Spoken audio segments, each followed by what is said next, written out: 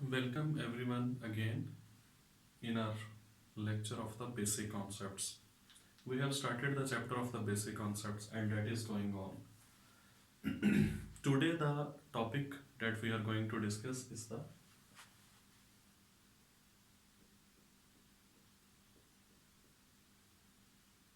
atom. The topic of our discussion is the atom. Now if we want to discuss the atom, it can be discussed in different under the different headings. Like the first heading that must be discussed is the history.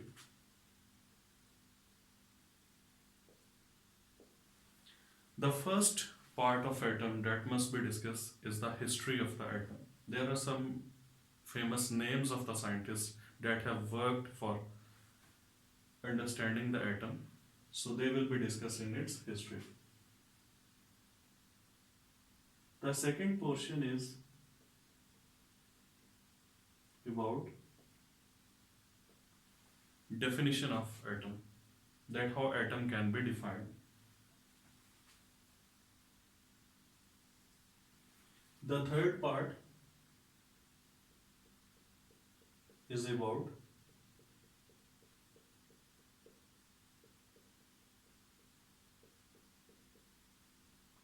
evidence of atom.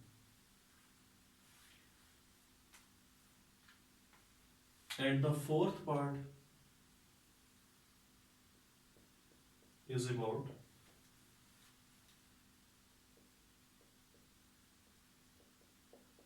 subatomic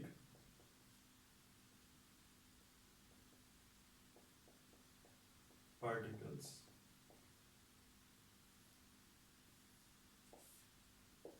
So these are the 4 points that we can discuss about the atom. Let's start from the first one, history. When we talk about the history of the atom, we have three main names of the scientists that have contributed a lot to understand atom. First one,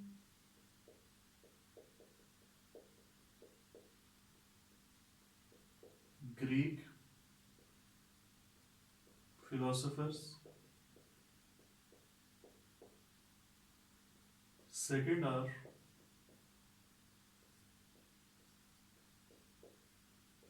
John Dalton, and third was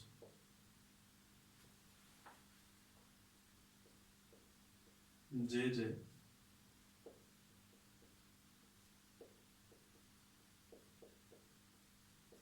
Berzelius.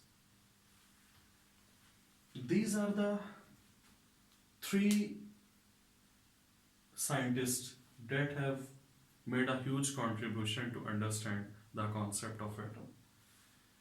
When we say Greek philosopher, then a name comes in our mind,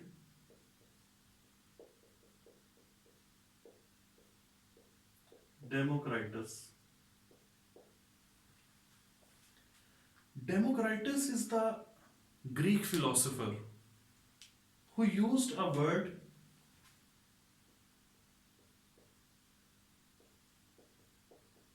atomos. First time the word atomos was used by Democritus. It is an MCQ that who first introduced the term atomos, that was Democritus. Now the word atomos means uncut or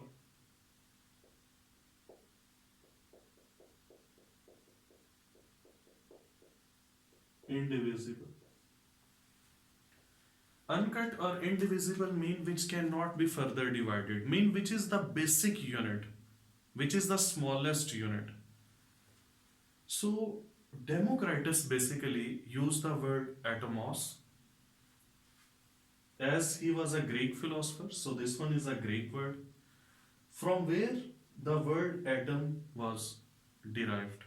So the root of the word atom is basically atomos, used by the Democritus, which means uncut, indivisible, or smallest. Because Greek philosophers used to consider that atom is the smallest particle of the matter. It is right or wrong, that is a separate discussion. Now, John Dalton, the second one. John Dalton in 1808 developed the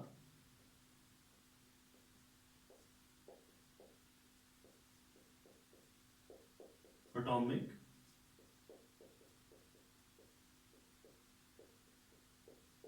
theory. So this one is the contribution of the John Dalton, that he developed the atomic theory. What are the postulates of this atomic theory?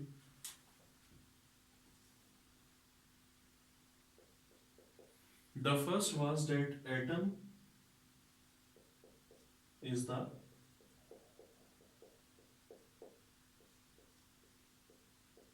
smallest particle of matter. John Dalton said that atom is the smallest particle of the matter, which is further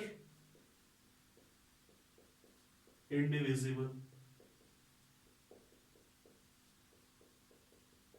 When we say that it is the smallest part, it is understood that it is now indivisible. It cannot be divided because it is already the smallest and the basic unit. So basically the first point of the John Dalton's atomic theory was taken from the ideas of the Greek philosophers. The second part and the second postulate of the John Dalton's atomic theory, that was atoms of an element are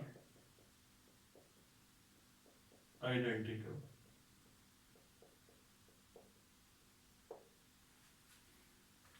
All atoms of an element are always identical. When we say identical, it means 100% same. When the two things, they have no dissimilarity, they are called as the identical. So all atoms of an element are identical. It means that they are 100% same. The third point,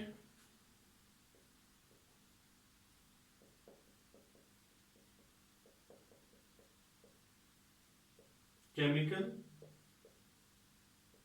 reactions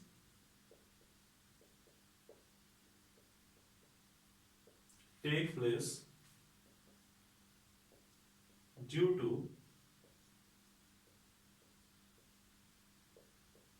rearrangement of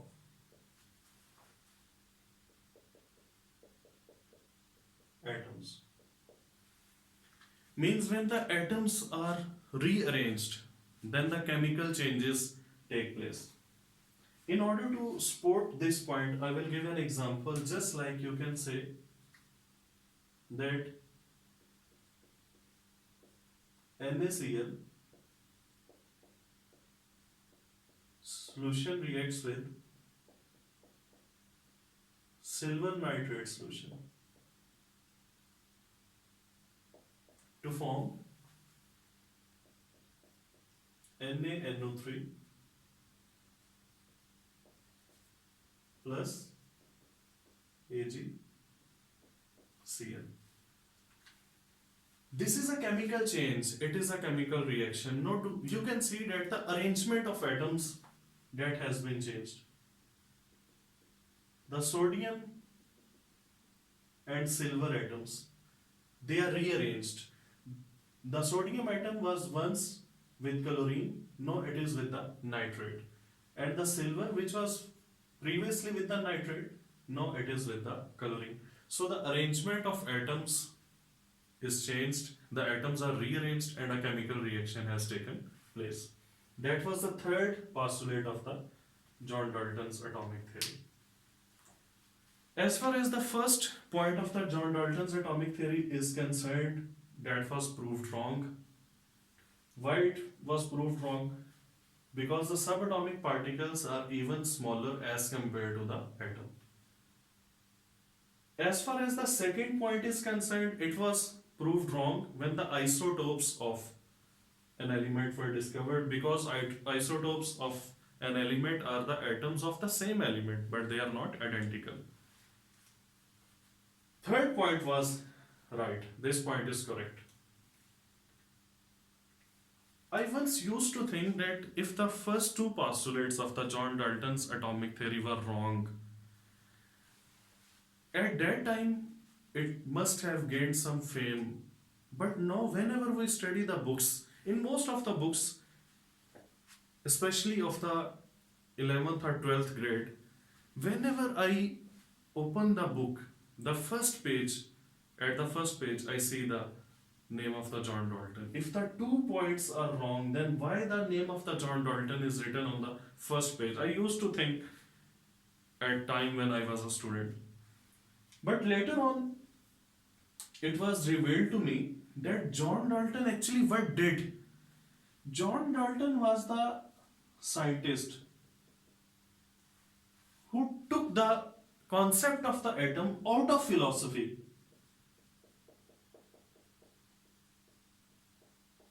to proper science. That is actually the contribution of the John Dalton. No doubt that the atomic theory, that was a contribution. But before John Dalton, you see the name of the philosophers. Mean atom was the topic of the philosophy. But John Dalton was the scientist who took it out of the philosophy and give it the rank of the topic of the sciences. So now the atom is not the topic of the philosophy. At the moment, it is a topic which is included in the sciences. So that was a huge contribution of the John Dalton. This was a slight view of the contribution of the John Dalton. Now the third scientist, John Jacob Berzelius. John Jacob Berzelius is considered as the father of Swedish chemistry.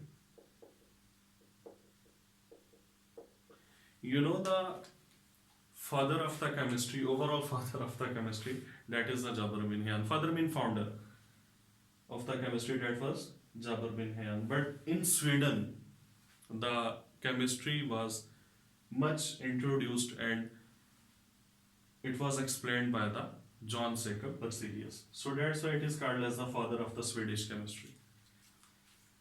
John Jacob Berzelius, the contribution of John Jacob Berzelius was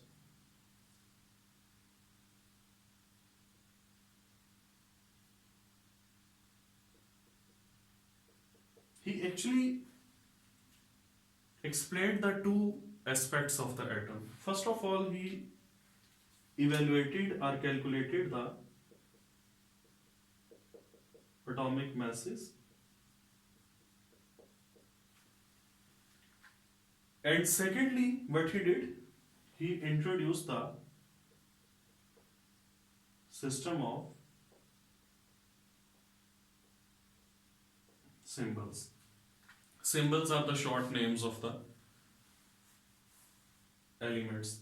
Now, the atomic masses that were calculated, once calculated by the Berzelius, even nowadays there are so many elements, their atomic masses are used as such. And the system of symbols that was introduced by the Berzelius, it is again, there are so many elements having same symbols as those introduced by the John Jacob Berzelius. So it is a slight view of the history that who contributed in the study of the atom. Greek philosophers John Dalton and John Jacob Berzelius. Now we are going to move towards the second portion of the atom, that is its definition.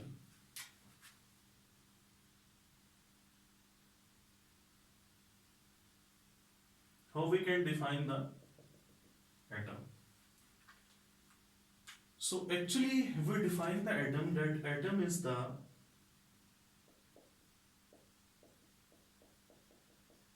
smallest particle of an element. Atom is the representative of the element. It is the smallest part of an element. No, this smallest part of an element, what it does?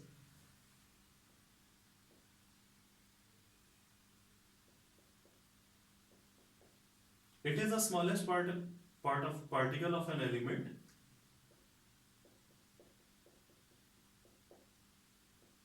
which can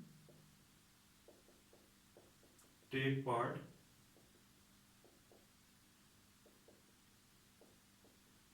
in a chemical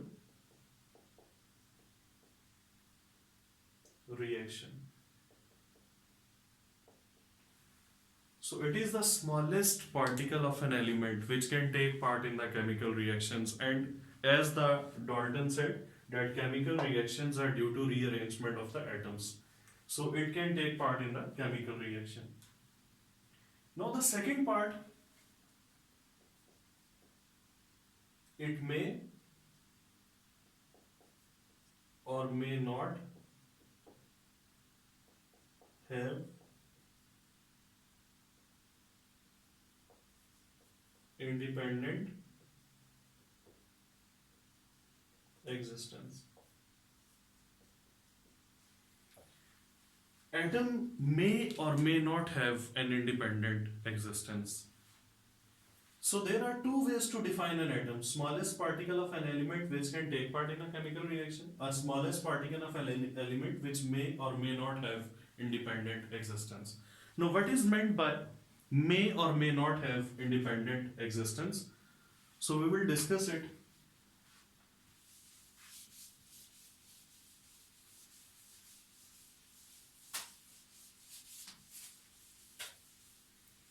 The definition has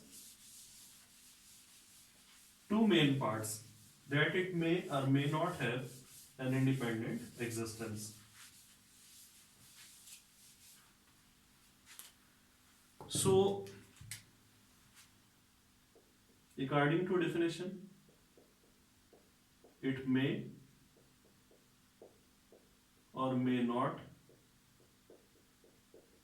have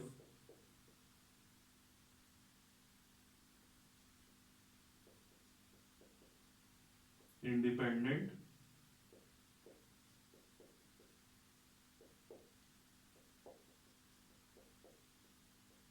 existence. So according to this definition, there are two concepts, may or may not. So atoms may have independent existence, atoms may not have independent existence. What is meant by the independent existence? It simply means that without any chemical combination. Atoms may live without any chemical combination with other atoms, and atoms are those atoms are also there which may not exist without chemical combination. When we say that atoms may exist independently, actually we mean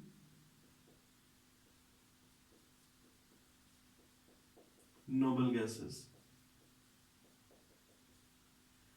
Noble gases are those atoms which may have independent existence and which do have independent existence, like helium, neon, argon,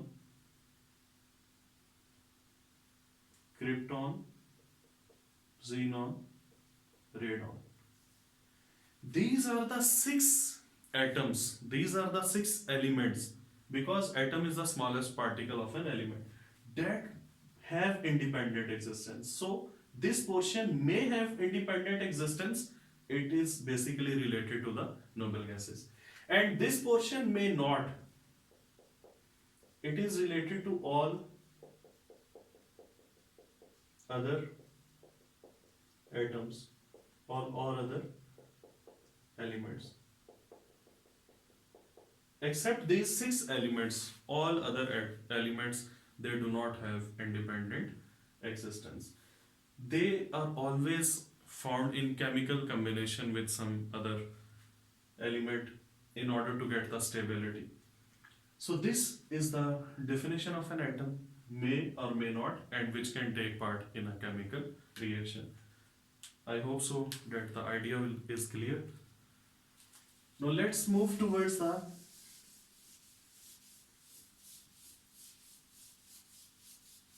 next portion. The first was history, the second was definition, and the third portion is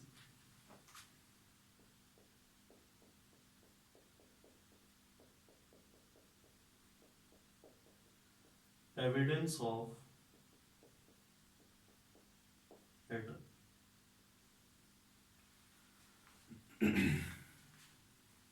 Evidence of existence of atom basically. Whenever we want to see something, the first option is the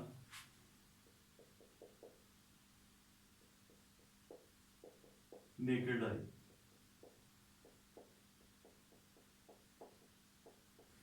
Whenever we want to see something, the first option is the naked eye. Can I see it with my naked eyes or not?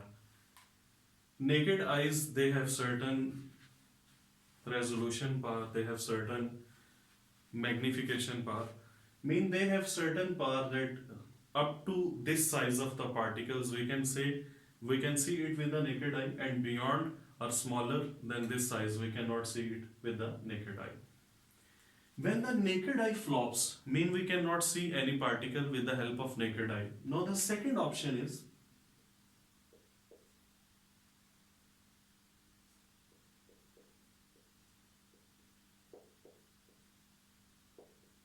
compound or ordinary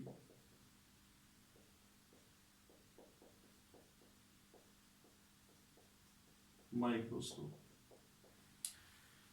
As far as the compound or ordinary microscope is concerned, I hope so that many of you people, you have used this microscope in your college or school laboratories.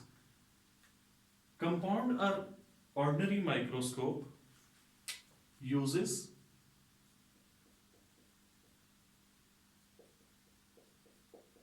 white light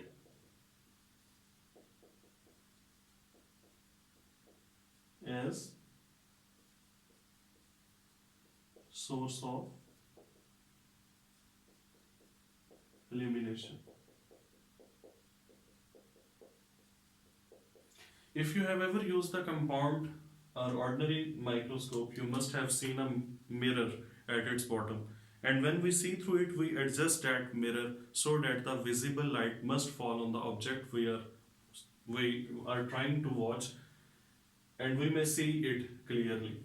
So white light is used as a source of illumination in case of the compound or ordinary microscope, and we adjust that mirror to focus the white light on the object. Now the white light coming from the sun,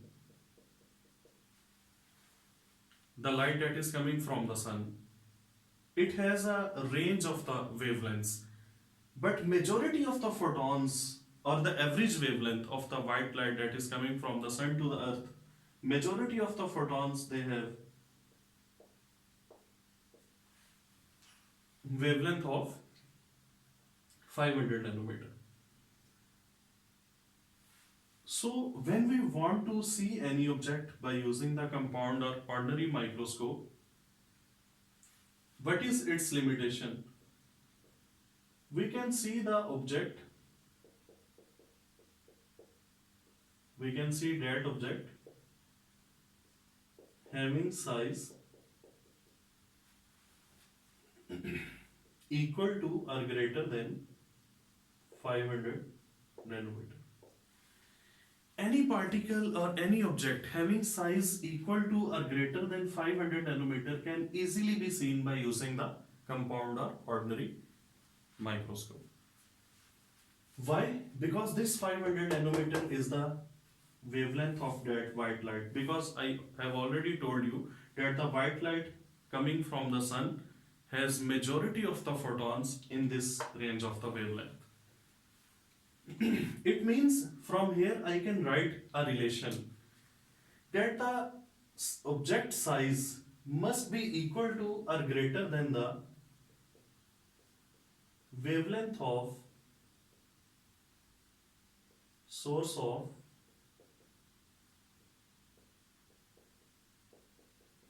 illumination.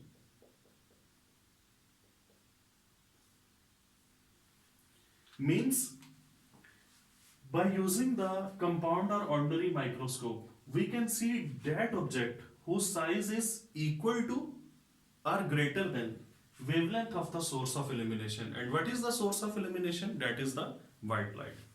So any object having size lesser than 500 nanometer cannot be seen by using the compound microscope. So as far as the atom is concerned, naked eye we cannot see, it is out of the question. Can we use the compound or ordinary microscope to have an evidence of an atom? No, because atoms are much smaller than 500 nanometer. Now what is the third option available? The third option available is electron microscope.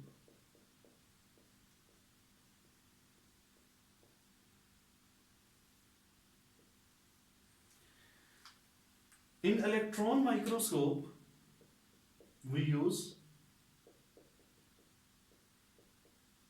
beam of electrons as source of illumination. In case of compound microscope, we use white light as the source of illumination, and in case of electron microscope, we use the beam of electrons. Now the wavelength of the beam of electrons, that is almost 10 raised to power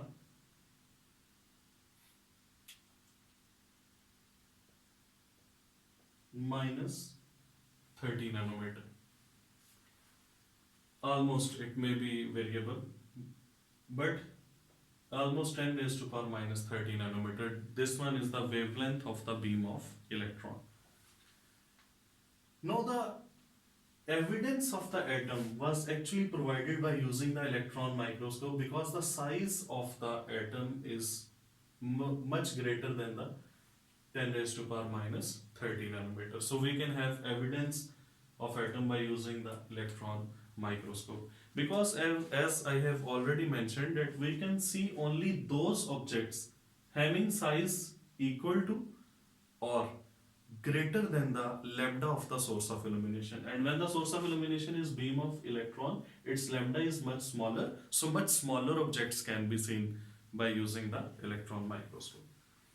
Actually, a piece of graphite was studied, and a piece of graphite, when it was studied, we could see the layers of the carbon atoms.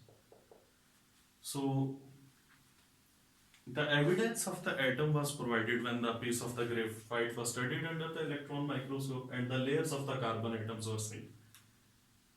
This one is the electron microscope that provided the evidence of the atom. Now, there is another technique which provided some information about atom, and that is X-ray diffraction. X-ray diffraction provided some information about size of atom and also about the mass of atom. X-ray diffraction provided information that the size of atom is almost 0.2 nanometer,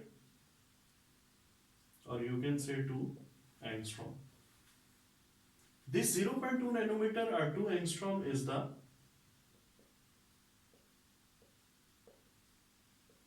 diameter of atom. And you know, 1 nanometer is equal to 10 raised to power minus 9 meter, and 1 angstrom is equal to 10 raised to power minus 10 meter. This was the information that was provided by the X-ray diffraction. This is the diameter. And if we are asked what is the radius of the atom, obviously we will divide this diameter by 2. So the diameter is 0.2 nanometer or 2 angstrom, and the radius will be 0.1 nanometer, or